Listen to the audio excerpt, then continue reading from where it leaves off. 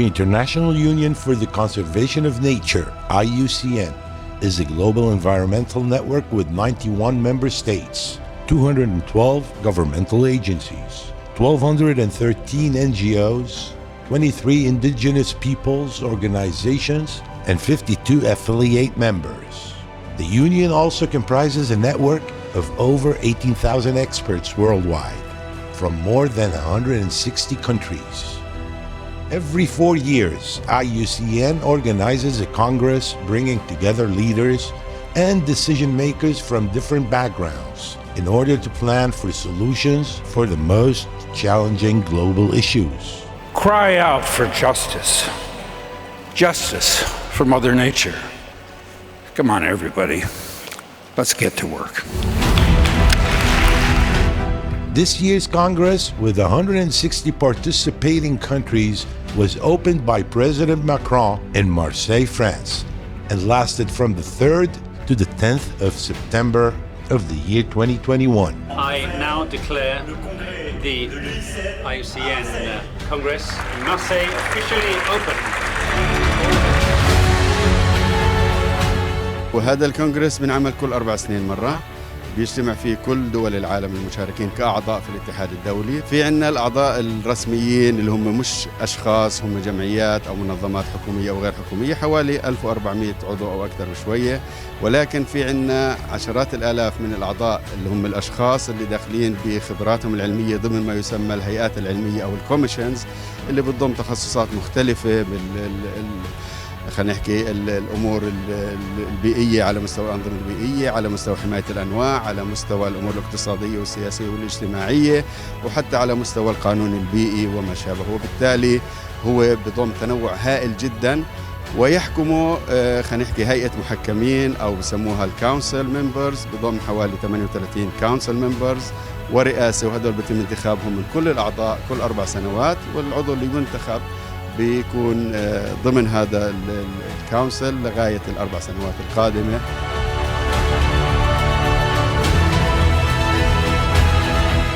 State members and their governmental representatives had a noticeable role in the Congress sessions and events, engaging in seminars and shaping the IUCN future aims, strategies, and plans. مشارك بعدة مؤتمرات كبيرة، هيدا من أفضل المؤتمرات اللي مشارك فيها، في تنوع أكثر، يعني في حضور للجمعيات الأهلية للمنظمات بشكل أكبر من اللي معود عليهم. أنا كوني بمثل عادة الدولة اللبنانية يلي بيكونوا دول أكتريتهم.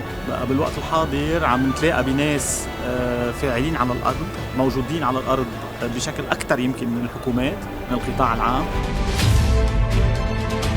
More than 900 sessions and workshops were organized and delivered during the worldwide event, with around 9,200 registered participants, out of which 5,700 were on-site participants and the rest were online. I am mesmerized by the community that I feel here, the energy, the passion to see people networking again safely, responsibly in their masks, but also we are coming back to a new normal, and part of that new normal will be meeting each other again.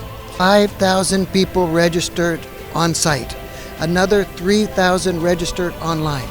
So that's 8,000 people engaging. Both international and ROWA IUCN teams collaborated on managing the logistics of the event and on providing support to all participants.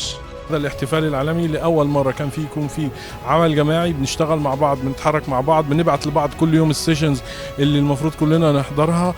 كان في توافق على بعض المشاريع الجديدة، كان في رؤية مستقبلية عدنا مع معظم اللجان الوطنية في الإقليم على أساس يكون عندنا رؤية مستقبلية نشتغل مع بعض بهدف تطبيق برنامج الاتحاد الدولي لحماية الطبيعة في الإقليم. بنفكر بطريقة عالمية وبنطبق على مستوى الإقليم والدول. ROWA staff worked incessantly and energetically to ensure the success of the activities and to showcase their commitment. أنا حضرت هاواي، خلينا يعني نقارنه مع هاواي. الأجندة كانت بهاواي أكثر ضخامة، كان هون لأنه في أشياء أونلاين، تصويت أونلاين، خلت شوي الأمور تكون يعني في حرية أكثر وفي رياحة أكثر يعني. بس إجمالا الأمور كانت الحمد لله كويسة، وإحنا بنحكي عن أول مؤتمر دولي بهذا العدد بعد كورونا. The event management was detail-oriented, and a team of interpreters efficiently supported speakers in all sessions and in all the venue halls and rooms to guarantee reaching event participants in worldwide languages. We are the world. We are the children. We are the ones who make a brighter day. So let's start giving. There's a choice we're making.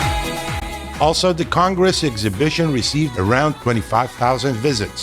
Educational activities were organized targeting the children and youth and focusing on the conservation of natural resources and on the preservation of the environment.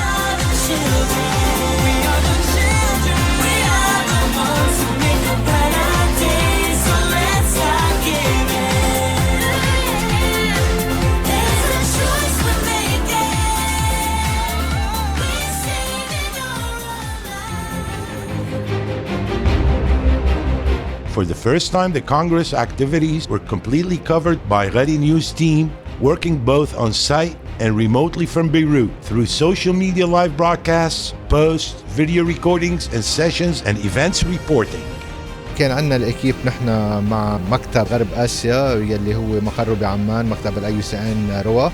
أخذنا قرار وطلبوا منا إنه نغطي فعاليات هذا المؤتمر وخاصة فعاليات المكتب تبع غرب آسيا. دي الأقسام قسمة بالتصوير على الأرض، في بعده المنتجة والإخراج، وبالإضافة لطاقم التحرير يلي هو ببيروت. كل شيء عم نصوره كان محاضرة أو سيشنز يلي موجودة هون بيتاخد فيها نوتس بتنبعت على بيروت. ببيروت بيتحرر الأقسام من بتري لانج، كان عربي فرنساوي أو إنجليزي، وترجع تنبعت على مارسي على فرنسا لهون للإكيب يلي على راسه هون خينا كريم رمضان، هو اللي عم بيكون عم يعمل الفويس اوفر وعم يعطي توزيع العمل للطاقم الثاني من شان الإنتاج والأمور التقنية يلي بتصير هون. Overall, the IUCN Regional Office for West Asia had a very powerful media presence with their photographers and team. نحن بنفتخر بكل الشباب وكل الممبرز اللي بالIUCN والشباب اللي عم يساعدونا كمان قلت بمكتب روا، على امل انه بعد هالكونغرس يلحق التطور كل السكرتاريا الموجوده بالمنطقه. ROWA staff also put their efforts into networking and developing relations with different countries and with other IUCN regional offices, and members showcasing their work and advocating collaboration in upcoming projects. The IUCN Regional Office for West Asia, ROWA, participated actively in this year's Congress through several sessions and events. The first day of the workshop sessions, September 4th, RCU and IUCN ROWA presented the Royal Commission for Al-Ula Vision for Nature. The session highlighted the strategic cooperation between IUCN and RCU that introduced the Protected Areas System Plan for Al-Ula, a project which aims to create a representative, scientifically based climate resilient network of protected areas in Al-Ula and to introduce the IUCN Green List standard to the protected areas in Al-Ula. The second day, September 5th, a scientific session about the Hadad program aimed at ensuring the sustainability of the program in cooperation with the National Center for Wildlife, at providing care to falcons and falconers for the sake of their preservation, and at supporting the local communities associated with them. We had all stakeholders with us from the first, which is the National Center for Wildlife Authority and the National Force for Environment. These two stakeholders, they are our partners from day one when we initiated the project. Each stakeholder has his role, and for creating the protocol, environmental protocol for the release, it was the Saudi Wildlife Authority, and we have the execution part on land from the National Environmental Forces. The Saudi Falcon Club is the owner of this project, and we have created our own team on the grounds, which is a collaboration between falconers and the scientists. The session also highlighted the strategic cooperation between the International Union for Conservation of Nature and the Hadat program to introduce the project Successful Reintroduction of the Barbary Falcons in the Kingdom of Saudi Arabia. We are here, as the National Center for Wildlife in Saudi Arabia to introduce a new experience in two parts. Part number one is about reintroduction of falcons to the nature, and this is through the National Center for Wildlife and the Saudi Falcon Club in Saudi Arabia. And the second part is talking about the release of other organisms in the nature, and this is the National Center for Wildlife working very hard to reintroduce those threatened species in the nature. On another note, IUCN's Regional Office for West Asia, IUCN's Global Marine and Polar Program, and the National Center for Wildlife in KSA held a meeting during the IUCN World Conservation Congress held in Marseille to discuss areas of cooperation and upscaling of successful initiatives related to the conservation of the marine environment.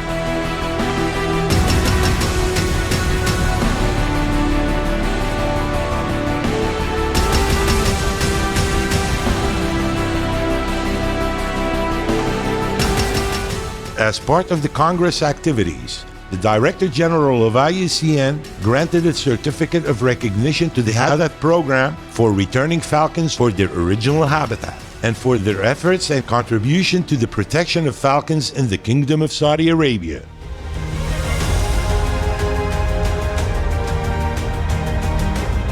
The following day, on September 6th, a major session took place at Hall 8 entitled Cooperation on Nature-Based Solutions for Adaptation in the Basins of Lakes, Rivers, and Aquifers, emphasized the ecosystem-based adaptation and the approach of nature-based solutions, NBS. Mr. Ali Hayajne, Program Manager, Water and Climate Change at IUCN ROWA, had the honor to present the seminar and explained the importance of nature-based solutions, especially in the Middle East and West Asia. And I do believe that nature-based solution is a fundamental and sustainable strategy that have the power to have a better and strong adaptation tools and building resilience at all levels.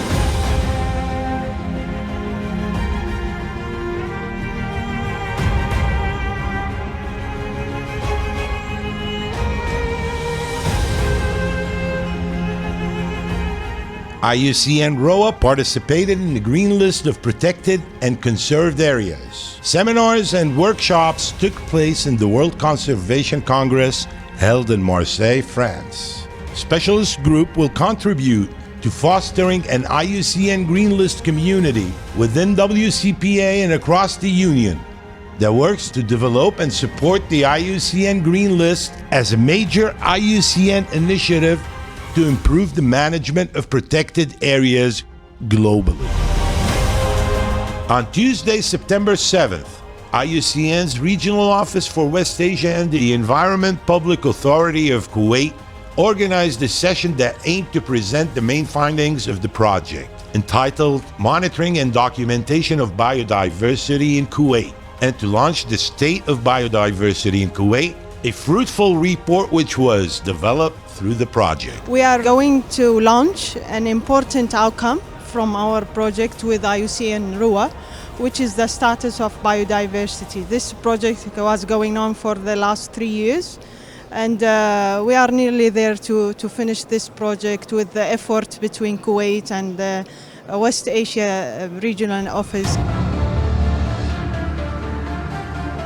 On Wednesday, September 8th, a session on smart buoys for marine environment monitoring was organized.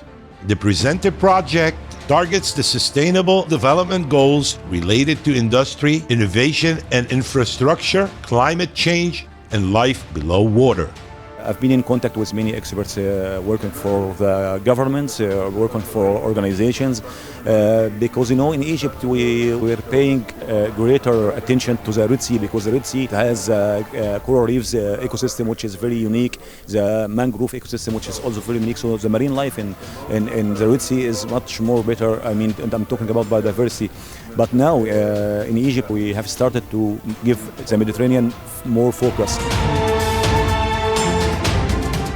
During the Congress, elections took place and Dr. Sheikha Salem Al-Dahiri, Dr. Saeed Damhourieh, and Dr. Ayman Rabi were re-elected as the IUCN ROWA regional councillors. اليوم بنحاول نتواصل مع الأعضاء بشكل كبير في كل أنحاء العالم على أساس إنه إحنا نوصل صوتنا كمنطقة أولاً وكناس بتهمهم مصلحة البيئة بشكل عام والحفاظ على الطبيعة ثانياً، وبالتالي طبعاً بنحب يكون في الكونسل ناس لهم علاقة وناس أقوياء اللي يقدروا يدافعوا عن حق البيئة وعن حقوق المدافعين عن البيئة في نفس الوقت، طبعاً بالإضافة إلى تعزيز موقعنا كمنطقة في هذا الاتحاد، وبالتالي طبعاً توصيل صوتنا وصوت مؤسساتنا وصوت أعضائنا للعالم، وبالتالي طبعاً وضعنا على الخارطة بشكل كبير في موضوع حماية البيئة والحفاظ على الطبيعة.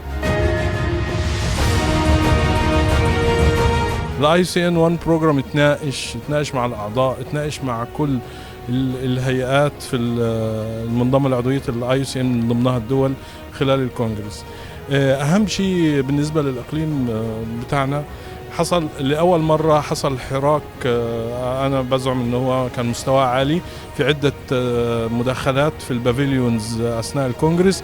الدول عرضت شغلها، الممبرز حاولنا أن احنا نظهر الشغل اللي بيحصل في الريجن عنا، وفوق ده كله انتخاب معالي رزان كرئيسة الاتحاد الدولي لحماية الطبيعة، كسيدة عندها خبرة في الإدارة البيئية وما شاء الله عليها، يعني من أكثر الشخصيات اللي هتساهم في العمل البيئي مش بس في الإقليم على المستوى العالمي. Also, Her Excellency Razan Al Mubarak, assigned Director of the Environmental Agency in Abu Dhabi and of the Mohammed bin Zayed Fund for Species Conservation, was elected to the position of President of the International Union for Conservation of Nature, IUCN.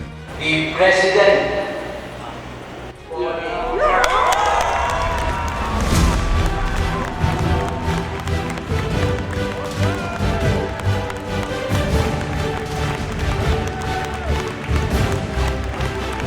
thus becoming the second woman to lead the union in its 72-year history.